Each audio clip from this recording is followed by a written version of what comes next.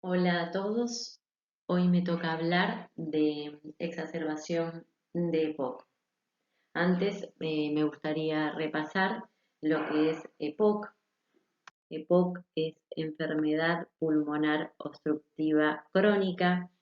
Es una enfermedad prevenible y tratable caracterizada por una limitación al flujo aéreo pulmonar que no es totalmente reversible. La limitación al flujo aéreo es generalmente progresiva y está causada por la exposición a partículas o gases, fundamentalmente el cigarrillo, donde nuestro pulmón tiene una respuesta inflamatoria anormal. Esta enfermedad no solamente tiene un compromiso pulmonar, sino también tiene un componente sistémico. El componente sistémico está dado por pérdida de masa muscular, pérdida de peso, anorexia, depresión. Epidemiológicamente, la enfermedad EPOC en Argentina se encuentra entre las tres principales causas de muerte. La primera es la enfermedad cardiovascular, la segunda es el cáncer y la tercera es la enfermedad EPOC. Esta es, esta es responsable del 11% de los ingresos hospitalarios.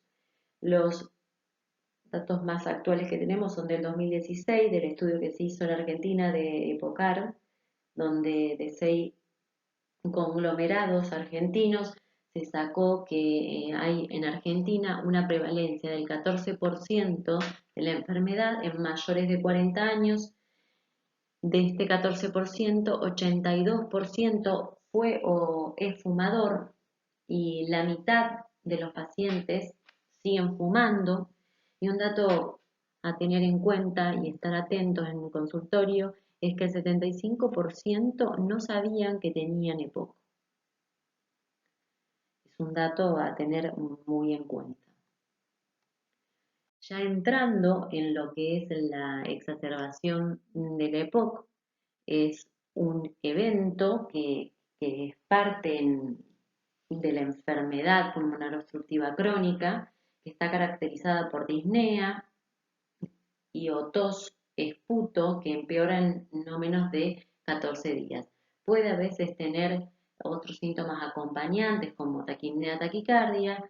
Hay un aumento, no siempre, de la inflamación local y sistémica causada hay varias causas. Tenemos las infecciones virales y bacterianas, la exposición a humo de tabaco o a gases tóxicos laborales, y también una de las causas son el abandono de la medicación de base.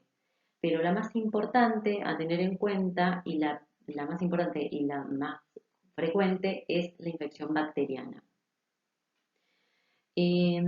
Los tres síntomas cardinales son la disnea, que aumenta porque el paciente ya viene con algún grado de dificultad para respirar, y él nota que se agravó. Si antes era para caminar 2 cuadras, ahora es para caminar 3 cuadras, perdón, para caminar 1 cuadra o a mínimos esfuerzos, ¿no?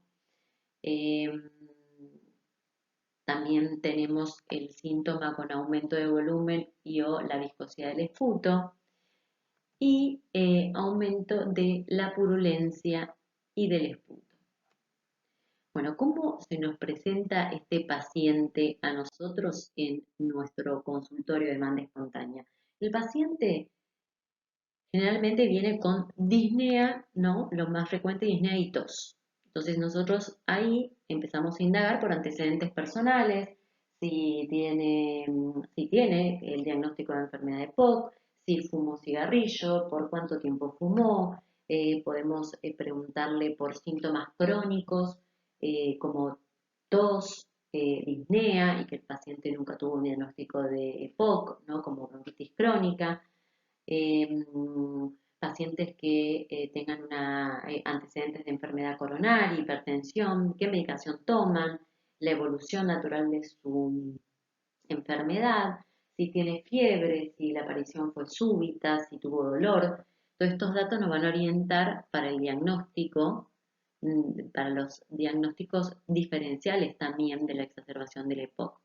También es importante realizar el examen físico o en busca de signos vitales, de frecuencia cardíaca, frecuencia respiratoria, oximetría de pulso, que es fundamental para nosotros, ¿no? En la demanda, para ver cuándo abordamos nosotros y cuándo debería de abordar emergencia, el examen general cardiopulmonar, ¿sí? Si nosotros vemos un paciente que tiene disnea, tos o tos seca o con expectoración blanquecina, sibilancias o hiperventilación en el examen físico, ya estamos más considerando una crisis asmática. Si tiene disnea de esfuerzo, tos seca, signos de sobrecarga de volumen, ya me oriento más a una insuficiencia cardíaca descompensada.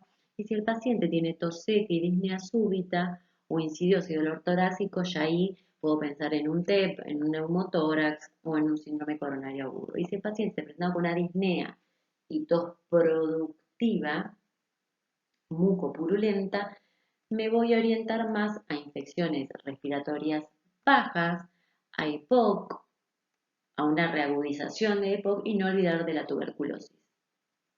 ¿Sí? Bueno, ya teniendo esto, nosotros tenemos una clasificación de exacerbación de EPOC, ¿no? Que incluye estos tres síntomas que nombrábamos: la disnea, la tos y el aumento del esputo. Con esto vamos a clasificar en grave si cumple los tres criterios mencionados, y también puede presentar signos de insuficiencia respiratoria, taquipnea, con frecuencia respiratoria mayor a 25, frecuencia cardíaca mayor de 110, saturación de oxígeno mayor del 90, que tenga fiebre, confusión, somnolencia, utilización de músculos accesorios. Moderada cuando cumple dos de los síntomas, dos de los síntomas eh, mencionados anteriormente, y leve es uno de los síntomas, pero también se le agrega que el paciente tenga alguna infección respiratoria de vía aérea superior, que dure más de 5 días, o que el paciente tenga fiebre, o que, o que tenga un aumento de la sibilancia. La exacerbación del EPOC, ¿sí? Las hospitalizaciones, una sola hospitalización, eh, a los 5 años tiene una tasa de mortalidad del 50%. Es un dato a tener en cuenta, ¿no? ¿Qué estudios solicitamos a estos pacientes? ¿Qué estudios solicitamos? Es dependiendo a si es grave, moderada o leve. Si es grave o moderada, vamos a usar radiografía de tórax, electro, el laboratorio, gases en sangre arterial y cultivo de esputo. Y si es leve, radiografía de tórax y electrocardiograma.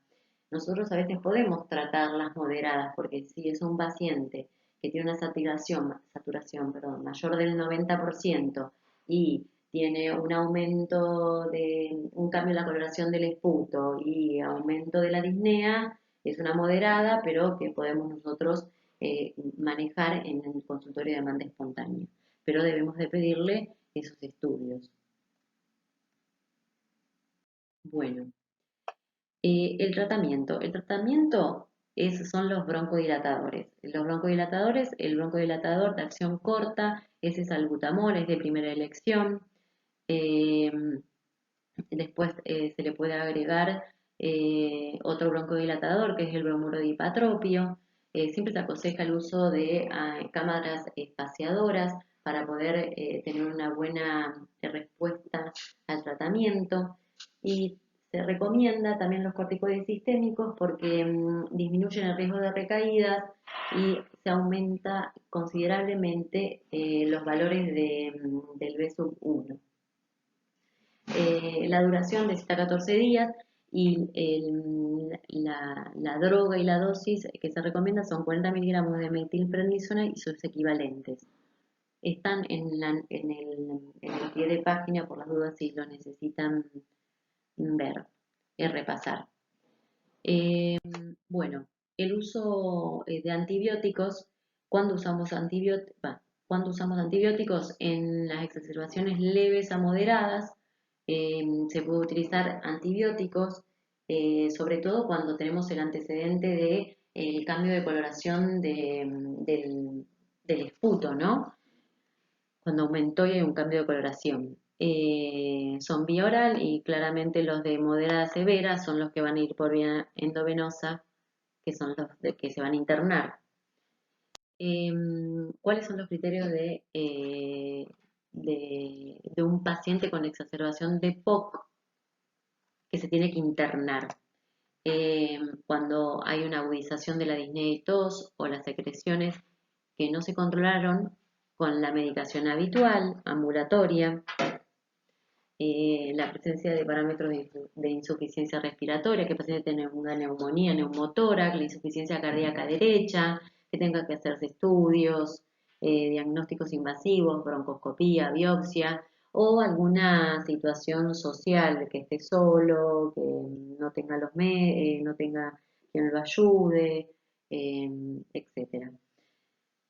Bueno, acá les traigo un algoritmo de una actualización de hace 2 años del Ministerio de Salud, que es donde ahí saqué mucha información, que bueno, si bien dice Centro de Salud, ¿no? CAPS, podríamos acá, ¿no? Reemplazar como demanda espontánea. Entonces, acá nos trae, bueno, viene el paciente con un empeoramiento de la disnea, tos y o producción del esputo, de inicio brusco, distinto de la variabilidad diaria. Sin criterio de gravedad, tratamiento en la demanda espontánea. Si tiene criterios de gravedad como saturación menor de 90, frecuencia respiratoria mayor de 25, frecuencia cardíaca mayor de 110, que tenga sospecha de TEP, neumonía, insuficiencia cardíaca, ya lo derivaríamos a la parte de emergencias médicas, ¿no? Entonces seguimos acá.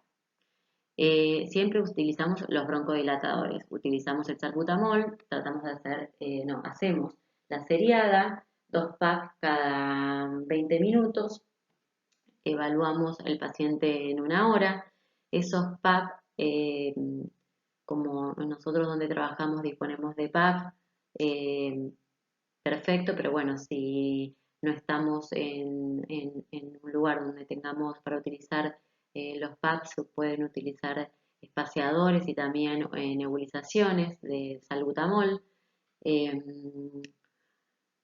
A quien le agregamos corticoides por vía oral, que lo que se usa frecuentemente es la metilprednisona, 40 miligramos y sus equivalentes.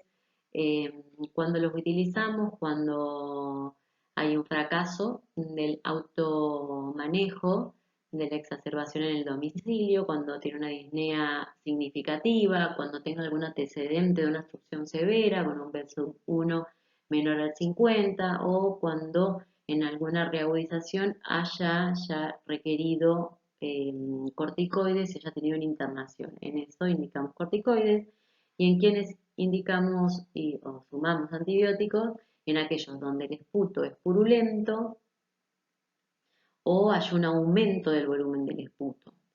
En 1 hora o 2 volvemos a evaluamos el sensorio, la frecuencia respiratoria, cardíaca, presión arterial, la saturación de oxígeno, que es tan importante para nosotros. Si tiene una saturación mayor al 92%, lo volvemos a chequear dentro de 3 a 6 horas. Si todo esto va bien, el paciente tiene un manejo ambulatorio. Si en algún momento el paciente empieza a desaturar, frecuencia cardíaca mayor de 110, nada, presión arterial aumentada, ya ahí vamos a derivarlo a emergencias médicas. Seguimos acá con el manejo ambulatorio. ¿Qué es importante en el manejo ambulatorio? obviamente que no fume, que siga con su tratamiento indicado para el EPOC y el tratamiento que le instauramos nosotros, con los broncodilatadores de acción corta, los PAS de salbutamol cada 6 8 horas, el corticoide o el antibiótico si se lo indicamos y lo citamos en 24 48 horas. Siempre reforzar educación y automanejo, sobre todo si usan em, si no utilizan aerocámara, a ver si pueden conseguir una aerocámara, si no nebulizaciones, bueno, fijarnos ahí, controlar a las 24 48 horas, si el paciente tiene una buena evolución, que continúe con el tratamiento instaurado, eh, completar el tratamiento instaurado con los vasodilatadores de acción corta por una semana, que siga con su tratamiento de base, los corticoides por 7 a 14 días según la indicación que le hayamos dado, y los antibióticos de 5 a 7 días, y obviamente reforzar la educación, el automanejo. Y como siempre, si el paciente es fumador, hacer cesación tabáquica. Siempre proponer, si el paciente tiene ganas de dejar de fumar, y insistirlo.